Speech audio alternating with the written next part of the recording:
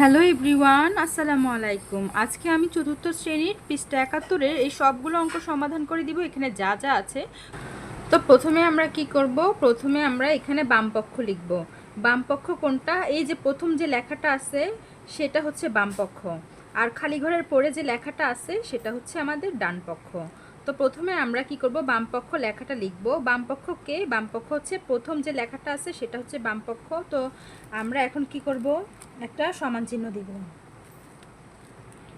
সমান চিহ্ন দেওয়ার পরে এই যে প্রথম যে কথাটা আছে সেটা লিখব। প্রথমে আছে কি 7 যোগ 3 গুণ 6, 7 যোগ তারপর 3 গুণ 6, এই প্রথম কথাটা লিখব। প্রথম কথাটাকে, প্রথম কথাটা হচ্ছে বাম পক্ষ, তাই প্রথম লেখাটা আমরা বাম পক্ষ সমান চিহ্ন দিয়ে 7 যোগ 3 গুণ 6 লিখব। তারপরে আরেকটা সমান চিহ্ন দিব, এরপরে আমরা হিসাব করব। তো বামপক্ষ প্রথম লেখাটা তোলার পরে আমরা কি করব? হিসাব করব। হিসাব করব এখানে কে পাশাপাশি আছে, কোন কোন চিহ্ন আছে আমরা আগে দেখি। এখানে একটা যোগ চিহ্ন আছে, এখানে একটা গুণ চিহ্ন আছে। এখন যোগ আর গুণ পাশাপাশি থাকলে কার কাজ আগে করব? আমরা গুণের কাজ আগে করব, কারণ গুণের পাওয়ার বেশি যোগের থেকে। তাই আমরা কি করব? আগে গুণের কাজটা করব। 7 যেভাবে আছে 7 সেভাবে রেখে দিব, যোগ চিহ্ন যেভাবে আছে সেইভাবে রেখে দিব। আর 3 আর গুণ, 3 গুণ 6, এটা হচ্ছে আমাদের গুণ আকারে আছে। কে কে? 3 গুণ 6 পাশাপাশি গুণ আকারে আছে, তাই ওদের কাজটা সেরে ফেলবো। 3 আর 6 গুণ করলে হয় 3 6 18। এরপরে আমরা আরেকটা সমান চিহ্ন দিব, 18 আর 7 যোগ করব। 18 আর 7 যোগ করলে হয় 25। তো এইভাবে আমরা ফার্স্টে বামপক্ষর কাজটা সারলাম। এরপর কার কাজ বাকি আছে? বামপক্ষ হিসাব করে 25 পেয়েছি, এখনও ডান পক্ষের কাজ বাকি আছে। এবার ডান পক্ষ লিখে ডান পক্ষের কাজটা আমরা সমাধান করব। তো লিখি। এবার হচ্ছে আমরা কি করব? ডান পক্ষ লেখাটা লিখব। ডান পক্ষ লেখার পরে একটা সমান চিহ্ন দিয়ে ডান পক্ষ কোনটা সেটা আমরা লিখব। ডান পক্ষ হচ্ছে এইটা, এই খালি ঘরের পরে যে সংখ্যাটা লেখা থাকবে সেটা হচ্ছে ডান পক্ষ। তো খালি ঘরের পরে 7 যোগ 3 ব্র্যাকেটে যেভাবে আছে ঠিক সেইভাবে আমরা তুলব দেখে দেখে। প্রথমে একটা ব্র্যাকেট দিয়েছে, তারপর 7 যোগ 3 ব্র্যাকেট ক্লোজ করে গুণ 6। এরপরে নিচে আবার সমান চিহ্ন বরাবর সমান চিহ্ন দিব 7। এখন দেখো এখানে যোগ চিহ্ন আছে, গুণ চিহ্ন আছে, আবার ব্র্যাকেটও আছে। এখন ব্র্যাকেট যখন থাকবে আগে ব্র্যাকেটের ভিতরের কাজটা আমরা শেষ করব। এখন ব্র্যাকেট যেটা আছে সেটার পাওয়ার বেশি, তাহলে 7 যোগ 3 এটার ভিতরে ব্র্যাকেট আছে, তার মানে ব্র্যাকেটের কাজটা আগে করে ফেলবো। 7 আর 3 যোগ করলে হয় 10। আমাদের ব্র্যাকেটের কাজটা হয়ে গেল। এবার গুণ চিহ্ন আছে, গুণ চিহ্ন বরাবর গুণ চিহ্ন দিলাম, বাকি থাকে 6, 6টাও লিখলাম। এবার 10 আর 6 গুণ করলে 6 10 হয় 60। এখন আমাদের বাম পক্ষ আর ডান পক্ষ কাজ করা হলে আমরা এরপর কি লিখব? এইখানে বাম পক্ষ আর ডান পক্ষ কাজ করা হলে আমরা লিখব এখানে, এখানে দিয়ে আমরা এখানে কত পেয়েছি? 25 পেয়েছি। তো আমরা প্রথমে এখানে 25 লিখি। 25 লিখার পরে তারপরে এখানে কি পেয়েছি? 60, দূর করে একটু 60 লিখি। আর মাঝখানে কোন চিহ্ন বসাবো? আমরা দেখলাম 25 ছোট, 60 বড়। যে সংখ্যাটা বড় থাকবে সেই দিক চিহ্নটা হা করে থাকবে। এই যে এই চিহ্নটা, আমরা বড় চিহ্নটা কার দিকে হা করে আছে? মুখ করে আছে 60-এর দিকে, তার মানে কি 60 বড়। এখন আমরা লিখতে পারি সুতরাং, আমরা সুতরাং দিয়ে লিখতে পারি এই যে উপরে যে প্রশ্নটা আছে হুবহু প্রশ্নটা তুলে ফেলবো। হুবহু প্রশ্নটা দেখে দেখে তুলব। 7 যোগ 3 গুণ 6, তারপরে আছে খালি ঘর, দেখে দেখে প্রশ্নটা তুলি। খালি ঘর, তারপরে 7 যোগ 3 গুণ 6 ব্র্যাকেটে 7 যোগ 3 গুণ 6। এখন আমরা খালি ঘরে কোন চিহ্ন বসাতে পারি? খালি ঘরে আমরা দেখলাম যে 25 আর 60 তুলনা করে আমরা 60 বড় পেয়েছি, তাই 60-এর পাশে চিহ্নটা হা করে আছে, তার মানে এই সংখ্যাটার পাশে চিহ্নটা হা করে থাকবে। 60 কোন পাশে? এই পাশে। তার মানে আমরা কি করব? এই চিহ্নটা আমরা যে দিক মুখ করে থাকবে সেই দিক আমরা খালি ঘরে বসাবো। এই চিহ্নটা এই দিক মুখ করে আছে, তাই আমরা এই চিহ্নটা এই দিকে মুখ করে রাখবো, ডান পক্ষের দিকে মুখ করে রাখবো। এই যে তো আমি 1 নম্বর অঙ্কটা বুঝিয়ে দিলাম, এরপরে আমি 2 নম্বর অঙ্কটাতে যাচ্ছি। আর আমি কিন্তু অনলাইনে পড়াই, তোমরা চাইলে আমার কাছে পড়তে পারো। এরপরে আসি 2 নম্বর অঙ্কটা আমরা তুললাম। তো প্রথমে আমরা কি করব, প্রথম কাজ হচ্ছে আমরা বাম পক্ষ লিখব। বকার বা ম, বাম পক্ষীয়, বাম পক্ষ লিখে কি করব, একটা সমান চিহ্ন দিব। সমান চিহ্ন দেওয়ার পর এই বাম পক্ষ কোনটা, প্রথমে যে লেখাটা থাকবে সেটাই হচ্ছে আমাদের বাম পক্ষ। তো প্রথম লেখাটা আমরা তুলে ফেলি, 52 বিয়োগ 15 যোগ 13। যেভাবে আছে ঠিক হুবহু দেখে প্রথম লেখাটা লিখে ফেলবো। খালি ঘরের আগে যে লেখাটা থাকবে সেই লেখাটাই আমরা তুলে ফেলবো। তারপরে কি করব, এখানে 52 বিয়োগ 15 যোগ 13। তো প্রথমে আমাদের যোগ আর বিয়োগ যদি পাশাপাশি থাকে আমরা আগে কার কাজ করব, যদি বিয়োগ আগে থাকে বিয়োগের কাজ করব, আর যোগ আগে থাকলে যোগের কাজ করব। এখন যোগ বিয়োগ পাশাপাশি আছে, বিয়োগ আগে আছে, তাই বিয়োগের কাজটা আমরা আগে করে ফেলব। তো কি করব, 52 থেকে 15 বিয়োগ করব। 52 থেকে 15 বিয়োগ দিলে হয় 37। যোগ চিহ্ন বরাবর যোগ চিহ্ন দিব, 13 বরাবর 13 লিখব। এবার 37 আর 13 যোগ করলে হয় 50। আমরা বাম পক্ষতে কত পেলাম, 50। এবার আমরা ডান পক্ষ হিসাব করব। ডান পক্ষকে খালি ঘরের পরে যে সংখ্যাটা লেখা থাকবে সেটা হচ্ছে ডান পক্ষ। তো আমরা ডান পক্ষ হিসাব করার জন্য ডান পক্ষ লিখে সমান চিহ্ন দিব। আমরা এখন ডান পক্ষ লিখে ডান পক্ষ লেখাটা তুললাম। এই ডান পক্ষ লেখাটা তুলে, ডান পক্ষ কোনটা, খালি ঘরের পরে যেটা থাকে সেটা ডান পক্ষ। তো তোলার পরে একটা সমান চিহ্ন দিব।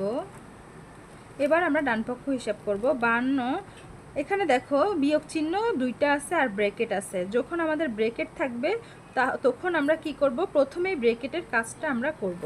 তো 52 আছে 52 লিখব, বিয়োগ চিহ্ন আছে বিয়োগ চিহ্ন দিব। এবার আমরা কি করব, ব্র্যাকেটের কাজটা আগে করব। যে কোনো লাইনে ব্র্যাকেট যদি থাকে সেটার কাজ আগে করতে হয়। 15 থেকে 13 বিয়োগ দিব। 15 থেকে 13 বিয়োগ দিলে হয় 2। এরপরে 52 থেকে আমাদের 2 বিয়োগ করতে হবে। 52 থেকে 2 বিয়োগ করলে হয় 50। তারপরে কি করব, এখানে লিখব। তারপরে লিখব এখানে, এখানে লিখে কি করব, কমা দিয়ে লিখব এখানে 50 লিখব। তারপরে একটু ফাঁক দিয়ে এখানে 50 লিখব।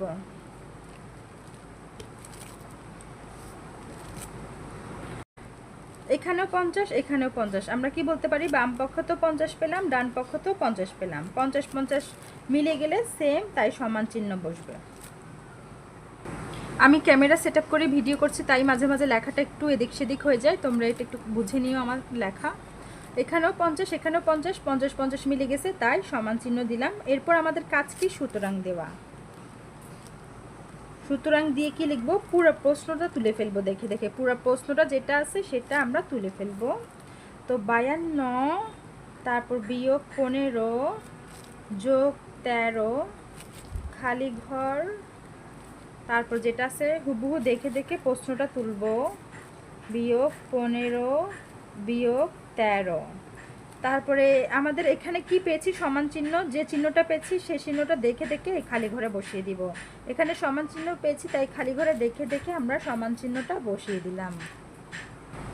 এটাই হচ্ছে আমাদের আনসার। এভাবে তোমরা অঙ্কটা পরীক্ষার সময় করে দেখাবে। এরপরে বাকি অঙ্কগুলোতে যাচ্ছি। আর তোমরা কিন্তু লাইক দিবে, লাইক দিলে বুঝবো যে তোমরা পছন্দ করো আমার ভিডিও, তখন আরও বেশি বানাবো। আর লাইক না দেখলে বুঝবো যে তোমরা কেউ আমার ভিডিও লাইক করো না, তখন আর ভিডিও বানাবো না। এখানে দেখো পরের অঙ্কগুলোতে যাই আমরা। বাম পক্ষ দেওয়া আছে 7 যোগ 3 গুণ 6। তো 7 যোগ চিহ্ন বরাবর যোগ চিহ্ন দেওয়া আছে, 3 গুণ 6 করতে হবে। 3 আর 6 গুণ করলে হয় 3 6 18। 18 লিখব। এবার 18 আর 7 আমরা 18 আর 7 যোগ করলে হয় 25। খালি ঘরগুলোও দেখা দিচ্ছি তোমরা যেহেতু করবে। আর 7 আর 3 যোগ করলে হয় 10, আর 6 10 60। তাহলে আমরা কি করব, এখানে 25 লিখব, আর এখানে 60 লিখব, আর চিহ্নটা কি বসাবো, কে বড় সে তার দিকে চিহ্নটা বসাবো, আর এই চিহ্নটাও এইদিকে বসাবো। তারপরে এটার খালি ঘরও দেখা দিচ্ছি, এখানে 52 বিয়োগ 15 আছে, তার মানে আমরা 52 থেকে 15 বিয়োগ করব। 52 থেকে 15 বিয়োগ করলে হয় 37, তারপরে 37 আর আমরা 13 যোগ করলে হয় 50। এবার হচ্ছে এখানে আমি 52 লিখব, 15 থেকে 13 বিয়োগ করলে হয় 2, 52 থেকে 2 বিয়োগ করলে হয় 50। তাহলে এখানে বাম পক্ষে হলো 50, 50 বরাবর 50 লিখব, আর ডান পক্ষে পেলাম 50।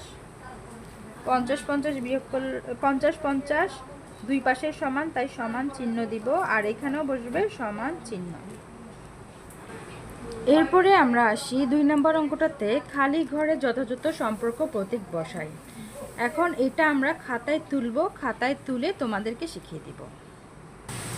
তো প্রথমে আমরা প্রশ্নটা তুললাম, তোলার পরে 100, এখানে প্রথমে কি আছে 142 বিয়োগ 65।